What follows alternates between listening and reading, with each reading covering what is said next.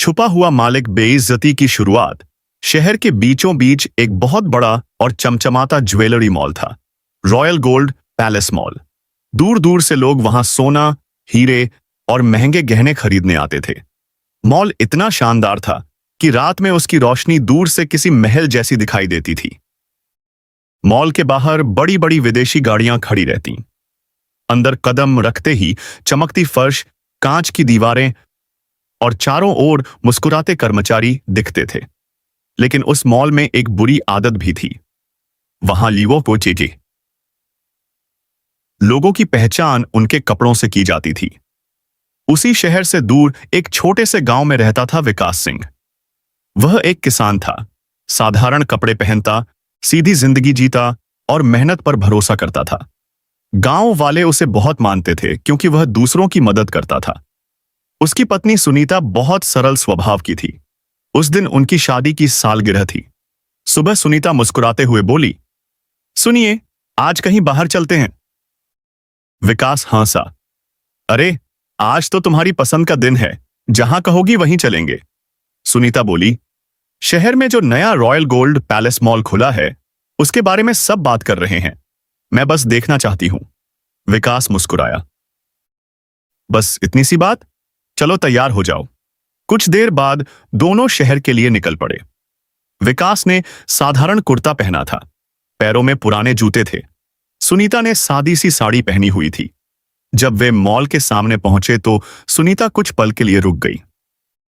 वाह, कितना बड़ा है, विकास मुस्कुराया। अंदर चलो।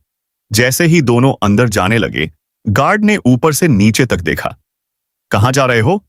विकास बोला। अंदर, गार्ड बोला। ठीक है, जाओ। दोनों अंदर पहुंचे। सुनीता चारों ओर देखकर खुश हो रही थी। वह हर दुकान को देखकर बच्चों जैसी मुस्कान दे रही थी। तभी एक महंगे ज्वेलरी सेक्शन के सामने वह रुक गई। उसने शीशे के अंदर रखा एक हार देखा। बहुत सुंदर है, विकास बोला। पसंद आया? सुनीता हल्का मुस्कुराई। नहीं नहीं, बस देख रही थी। तभी वहां का मैनेजर राकेश मल्होत्रा आया। उसने दोनों को देखा, फिर उनके कपड़ों को देखा। उसके चेहरे का भाव बदल गया। वह धीरे से बोला, आजकल कोई भी अंदर घुस जाता है।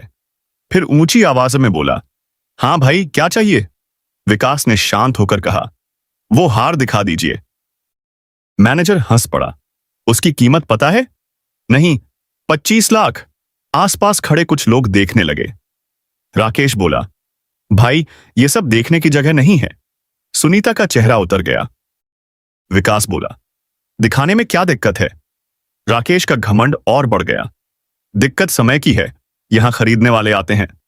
अब आसपास लोग फुसफुसाने लगे। विकास ने फिर भी शांति से कहा, बात करने की तमीज रखिए। राकेश बोला, गार्ड। 2 गार्ड दौड़ते हुए आए। इन दोनों को बाहर निकालो। सुनीता घबरा गई।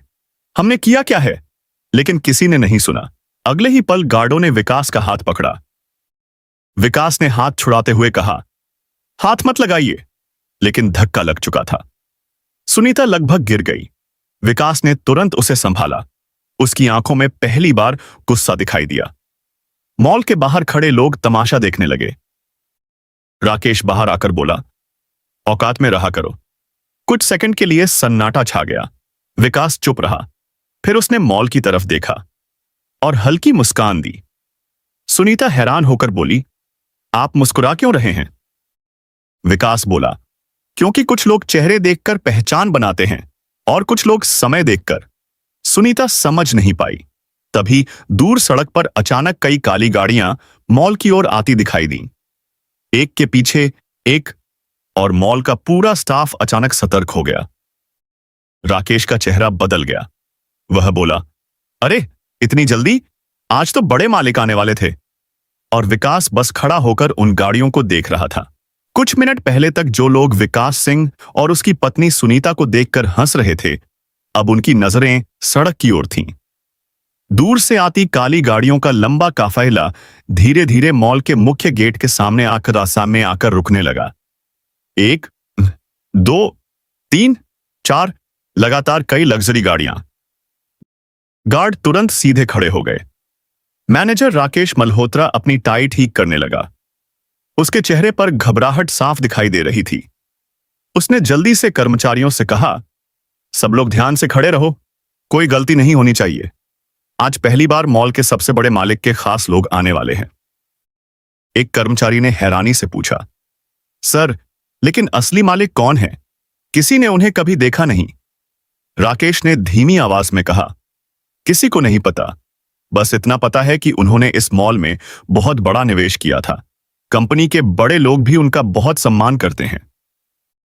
उधर विकास शांत खड़ा था। सुनीता अभी भी परेशान थी।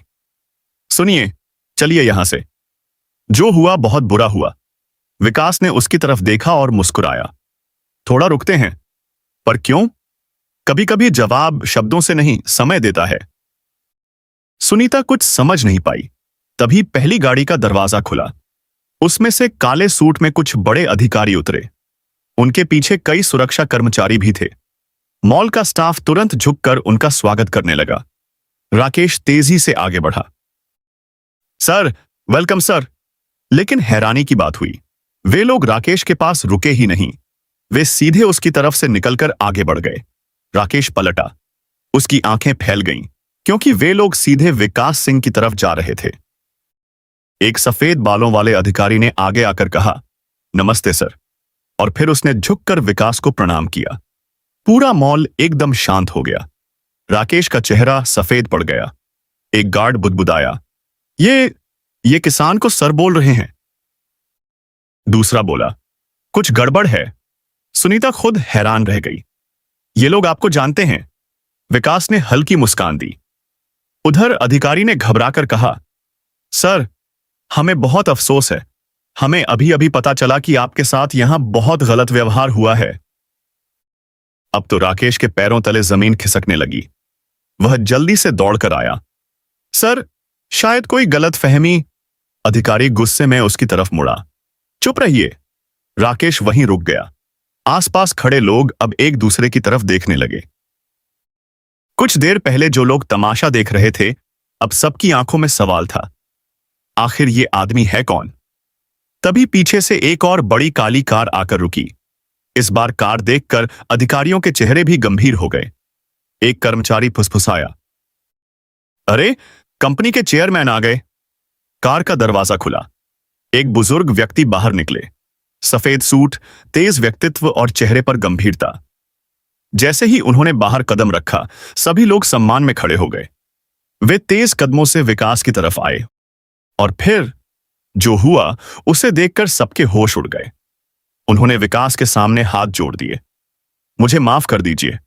पूरा माहौल एकदम शांत हो गया। राकेश की सांसें रुकने लगीं।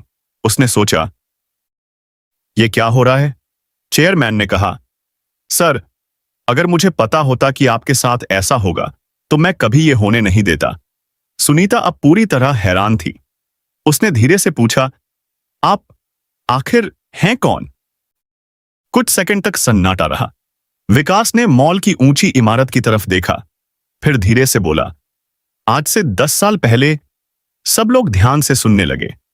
जब इस शहर में यह जगह सिर्फ खाली जमीन थी, तब एक आदमी अपने सपने के लिए जगह ढूंढ रहा था, लेकिन कोई उसकी मदद नहीं कर रहा था। सब उसे पागल कह रहे थे। चेयरमैन सिर झुकाकर सुन रहे थे। विकास आगे बोला, तब एक किसान ने उस आदमी पर भरोसा किया था। सब चुप। उस किसान ने अपनी जमीन बेचकर पैसे दिए थे। राकेश के माथे पर पसीना आ गया।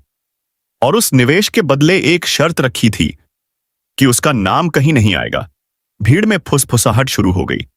क्या मतलब? चेयरमैन ने धीरे से कहा।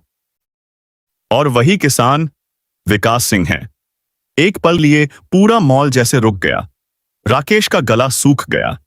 जिस आदमी को उसने गरीब समझा, जिसे उसने धक्के देकर बाहर निकलवाया, वही इस पूरे मॉल का सबसे बड़ा मालिक था। राकेश वहीं घुटनों के बल बैठ गया। सर, मुझसे गलती हो गई। लेकिन विकास ने उसकी तरफ देखा भी नहीं। उसने सिर्फ एक बात कही, गलती तब होती है जब इंसान बिना जाने फैसला ले। तुमने फैसला कपड़ों से किया था। अब राकेश की आंखों में डर साफ दिखाई दे रहा था, लेकिन विकास के चेहरे पर अभी भी शांति थी। तभी चेयरमैन ने धीमी आवाज में कहा, सर, अंदर चलिए। एक और बात है जो आपको जाननी चाहिए। विकास ने पहली बार उनकी आंखों में गौर से देखा। चेयरमैन का चेहरा अचानक गंभीर हो गया था, जैसे कोई बहुत बड़ा राज छुपा हो। और उसी पल विकास समझ गया, कहानी अभी खत्म नहीं हुई। और पीछे खड़ा रॉयल गोल्ड पैलेस मॉल अब पहले जैसा नहीं था, क्योंकि उस दिन सिर्फ एक मालिक नहीं मिला था, कई लोगों को अपनी सोच का आईना भी मिला था। समाप्त।